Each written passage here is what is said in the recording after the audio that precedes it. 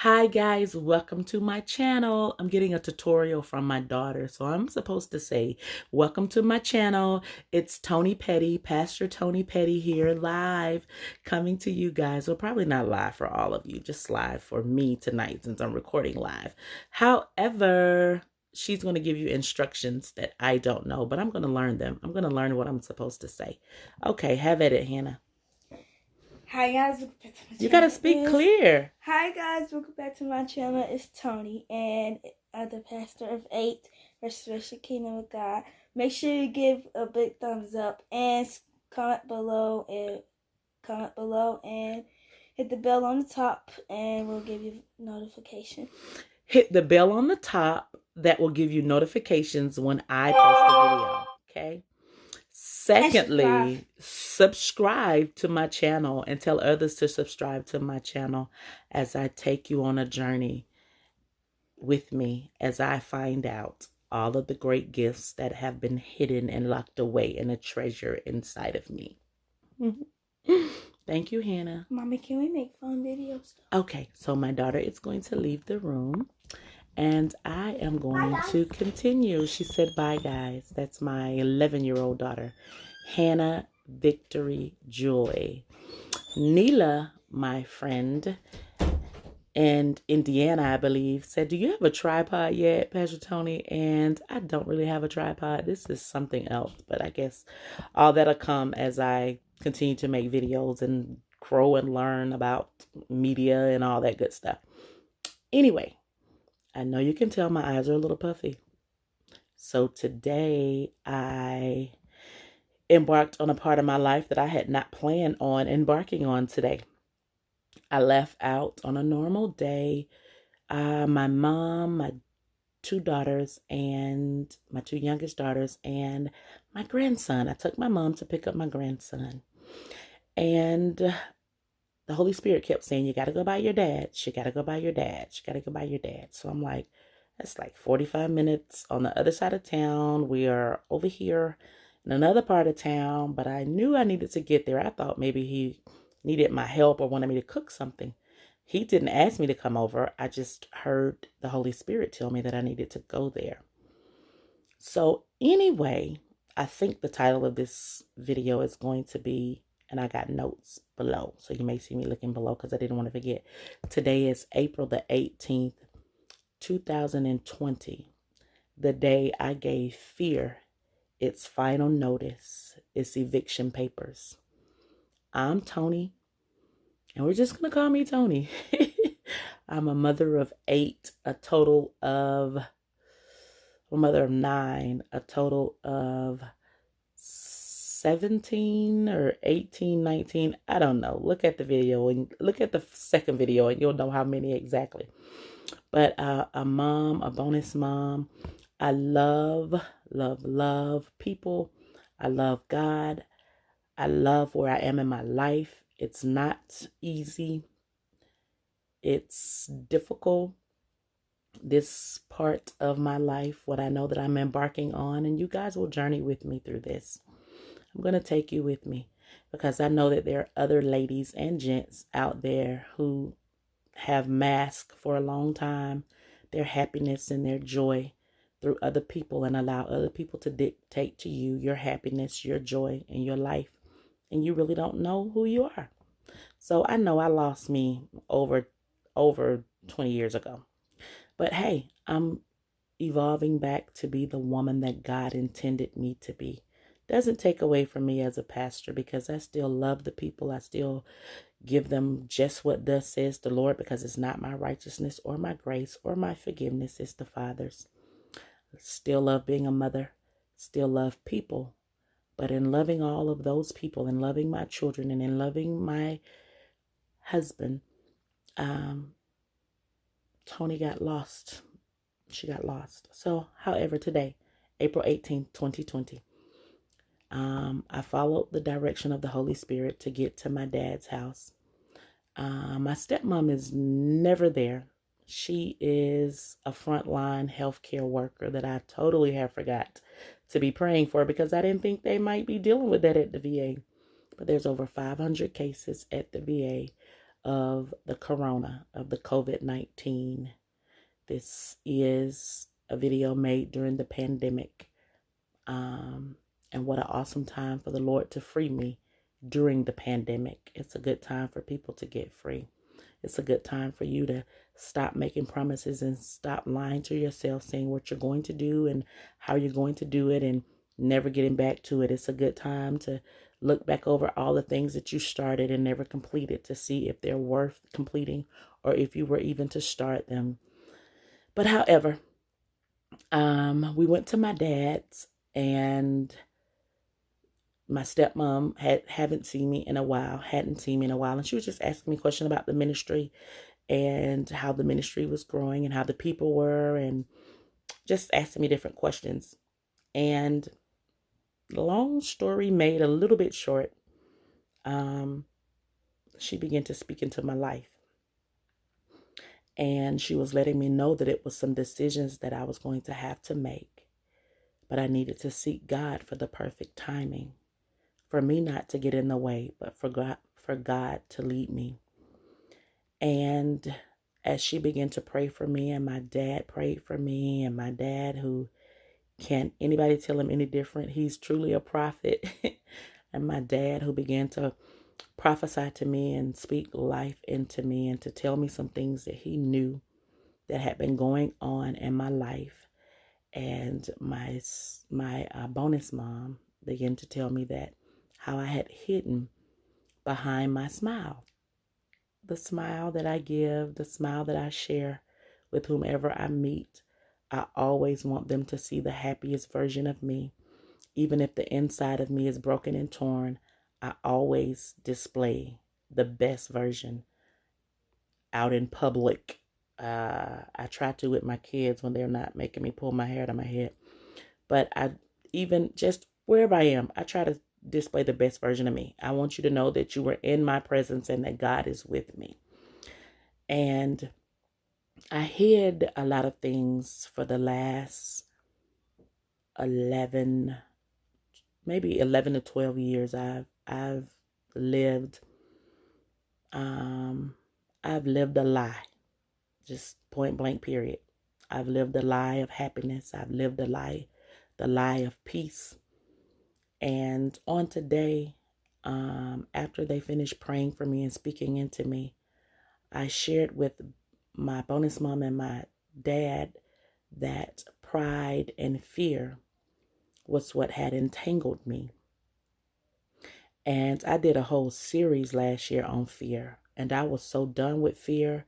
I was no longer affected by fear. But do you know that you can rid fear in certain areas of your life and you're still dealing with fear in your life? Kind of like being a child when you were afraid of the dark and now you are an adult and you're no longer afraid of the dark. So you can sit in the house in the dark. It's even like being afraid of the clown when you were a child and now you go to the circus and take your kids and you're not bothered by the clown. And the fear that I had allowed to grip my life was the fear of not pleasing people, the fear of failing people. I know the path that I'm getting ready to embark on. It's a new path for me. It's a scary path for me, but I won't fear.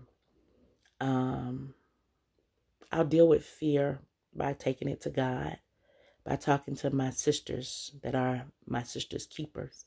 I'll talk to them, those that can help me and lead and guide me. I'll talk to different people on this journey along the way.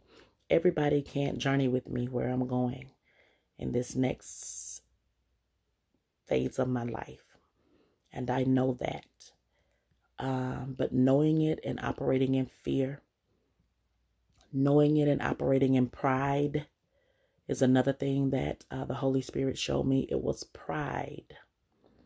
Worried about the naysayers, worrying about my children and how they are going to respond. Just worrying about a host of things, and pride and fear jailed together in my life. I'm still yet not saying what it is. Some people may already think they know. To God be the glory. If you know, pray for me. If you don't know, don't worry yourself about it. Just worry about you getting rid of whatever is holding you from being the best authentic version of you. I want to be 100% authentic. People say, hey, we keep it real. You know, we're 100% real. But are you 100% authentic? Just because you're real don't mean you authentic. I want to be 100% authentically, uniquely Christ designed and made. Yes, I have flaws. My flaws are what make me imperfect. And that's what makes me serve a perfect God. Back to the eviction of fear. So, as I stated earlier, today was the day that I gave fear its final notice and its eviction papers. It's so easy to conquer the bigger things in life, but it's those small things that you hide that actually grow into mountains. It's those secrets that you don't tell anybody and only you and God know. It's the things that you bury deep down inside of you that are buried in this hole, that are locked away, that you need to unlock, that you need to dig up so that you can be free. Again, I am going to be the best authentic version of Tony that I can be. Tony without the title, Tony without last name, Tony without anything. I'm just going to be Tony, the best version that I can be. And I had to rid pride and fear. And I cried and I cried and I wailed and I wailed and I cried some more, because it hurts when you look at yourself and you see how you've wasted time and how you've prolonged an assignment that God maybe told you you'll be there for 6 months and that assignment is over. Or he didn't even give you a date, but he gave you a sign of when you were to leave and you stayed longer than you ought. I want to be so in tune with God that when I'm given an assignment, I start it and finish it on time. It's kind of like things that you start in your life. It could be small projects that you've started at home. And now that you are on quarantine and you can't go anywhere, you're looking at all the unfinished projects. Well, that's what I did today. I looked at all of the unfinished projects in my life. I looked at all the lies that I had been living. The Bible tells us that God hates a liar. I never spoke of lies, but I lived a lie. I lived a lie where I smiled through it and it's well, it is well, I am fine. Oh, we're doing great. Oh, everything is bubbly and just great, great, great, great, great. But now that I am no longer birthing fear and birthing pride on a day-to-day basis, and I'm seeing me, and I'm seeing how I failed me and me alone. It's nobody's fault. Can't blame a soul. Cannot blame a soul. Cannot blame a soul. Don't ever get to a point in your life where you blame people because your happiness and your joy is not there. God says put your trust in no one. Yes, you have to trust people, but not to the point where if they fall off, then you're just doomed. No, don't ever do that. We're all imperfect, flawed people. And my flaw that I learned today was pride and fear. And I denounced those things last year, preached on them, and was like, I'm good. I am so good. And did not know that the small thing that I thought was hidden had grown into a molehill. And that was what was causing the depression as well. When you live a lie, you can't help but to be depressed because you on the inside know the truth. And everyone on the outside are thinking that you're fine and you're not. My dear sister, my dear brother, if you're living a lie, stop it. No, my lie is not, I've been living a lesbian lifestyle again, okay? I'm delivered and I'm free from that one. So we're not talking about that one. But I'm saying it's those hidden things, those secret things that you don't tell anybody, or that only one girlfriend knows, or your 2 or 3 girlfriends know, but no one else knows. But as I'm digging up these old bones. I'm finding me. I felt so much lighter after giving the enemy his eviction notice that pride and fear will not hold me bound. It literally had me shackled in a place where I did not need to be, shackled in a place where God had long released me and delivered me from, shackled in a place where if I move from this spot, I may lose this, I may lose that, I may lose this person, I may lose that person. No, no, no, no, no, no. What God has for you is indeed for you. Count all your losses as wins. Hear me. Even when you're losing, count it as a win, because it may seem like you're losing, but God may have shut that door to keep you from going through whatever it was going to cause you, whatever hurt, whatever pain, whatever it was going to bring to you. Count it as a win. Even when it looks like you're losing, say, I know I'm winning because I know why you stopped me from going there. I know why you closed that door over there. Oh, I'm winning. You know, it looked like I'm losing, but I'm really winning. I'm really winning. And I pray that these videos, because I don't like being on camera. First thing about me, I do not like being on camera. I don't like taking pictures. I have to take about 35 pictures before I like one. So this is like me coming out of a shell. I've always been shy, kind of secretive, keeping everything to myself. Didn't want anybody to know anything. And walking with God, he has put me on a whole nother level. Like literally the fear of speaking in front of people, God just ripped that away from me. Like, you gonna speak, you gonna preach, you gonna talk, you gonna love. And I love my life where it's going.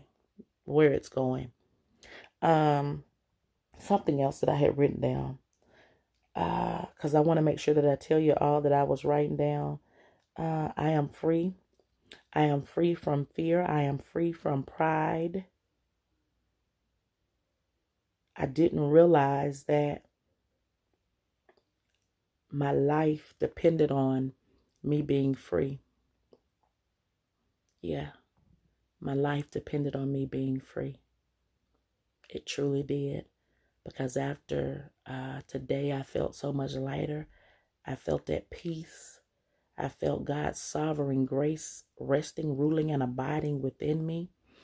I want to read something to you that I actually read from, my daughter just came in the room, but I want to read something to you that I had saw on this minister's page, and I shared it tonight. And it read, cutting ties with people who hurt you isn't enough. I'm going to say that again. I want you to hear me. Cutting ties with people who hurt you isn't enough. You must also cut the ties with the version of you who allowed that treatment to go on. Cutting ties with the people who hurt you, or with the person who hurt you, with the person that you allowed to stay longer than they should have, with the person that you should have never connected with the person that you allowed to drag you through the mud, with the person that you were too afraid to say no, the person that you were too afraid to say it's over, with the person that you allowed to backstab you, to talk about you, all those things. And no, I'm not blaming it on you. Okay, but I'm saying we always play a part in it. Cutting ties with people who hurt you isn't enough. You must also cut ties with the version of you who allowed that treatment to go on. I urge you, I beg you on tonight.